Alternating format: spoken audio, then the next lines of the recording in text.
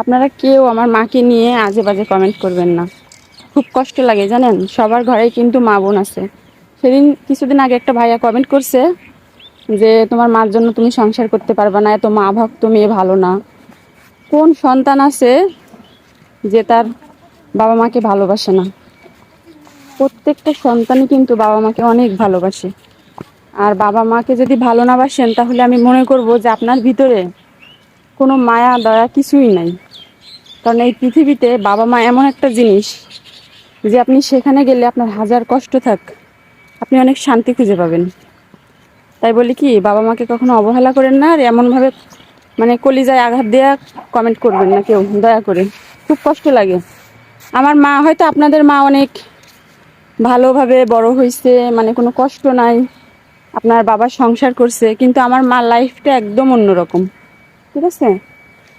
তো আপনারা দয়া করে কেউ এসব কমেন্ট করবেন না, খুব কষ্ট হয়। আমার মায়ের জন্য সবাই দোয়া করবেন, আপনাদের আখি আপুর জন্য দোয়া করবেন, ভবিষ্যতে যেন আমার মায়ের জন্য আমি কিছু করতে পারি। তো এতটুকুই চাও আপনাদের কাছে, আর বেশি কিছু চাই না। আর আমি তো আর কোনো আজে বাজে ভিডিও করি না, আপনারা তো সবসময়ের জন্য দেখেন। আমি গ্রামের ব্লগগুলো আপনাদের সাথে শেয়ার করার চেষ্টা করি। তো শুধু এতটুকুই বললাম, দয়া করে কেউ আমার মাকে নিয়ে আজে বাজে কমেন্ট করবেন না, আর আমাদেরকে নিয়েও না। কারণ আপনারা দেখেন সোশ্যাল মিডিয়ায় কিন্তু অনেক মানুষ অনেক খারাপ খারাপ কন্টেন্ট তৈরি করে, আর সেই তুলনায় আমার কন্টেন্টগুলো কিন্তু অনেক ভালো। কারণ আমি কোনো খারাপ ভাবে ভিডিও করি না, আপনারা তো সবসময়ের জন্য দেখেন। তো আপনারা এভাবে আমার পাশে থাকবেন, আমাকে সাপোর্ট করবেন। আর আমার একটা ইউটিউব চ্যানেল আছে, সবাই সাবস্ক্রাইব করে দিবেন, আর আমার ফেসবুক পেজটা ফলো করে দিবেন। এতটুকুই চাও আপনাদের কাছে, আর বেশি কিছু চাই না। আর যেভাবে আপনারা আমার ভালোবাসা দিয়ে যাচ্ছেন, এইভাবে দিয়ে যাবেন, এতটুকুই চাওয়া।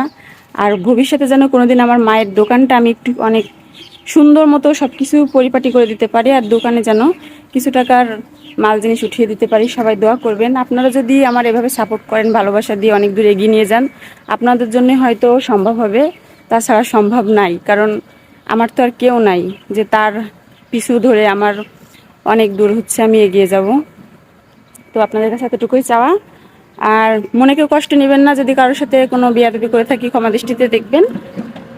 আজকের ভিডিওটি এখানে শেষ করছি। আরও আপনারা যদি কেউ খেজুরের রস খেতে চান তাহলে আপনাদের দাওয়াত রইল। প্রত্যেকটা ভিডিওতে আমি বলছি, কারণ যশোরে কিন্তু একদম খাঁটি গুড় পাবেন, আর রস তো কোনো কথাই নাই। কারণ আমাদের যশোর এলাকায় সব জায়গায় খেজুরের গাছ আছে।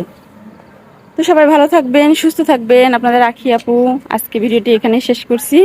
আসসালামু আলাইকুম, আল্লাহ হাফেজ।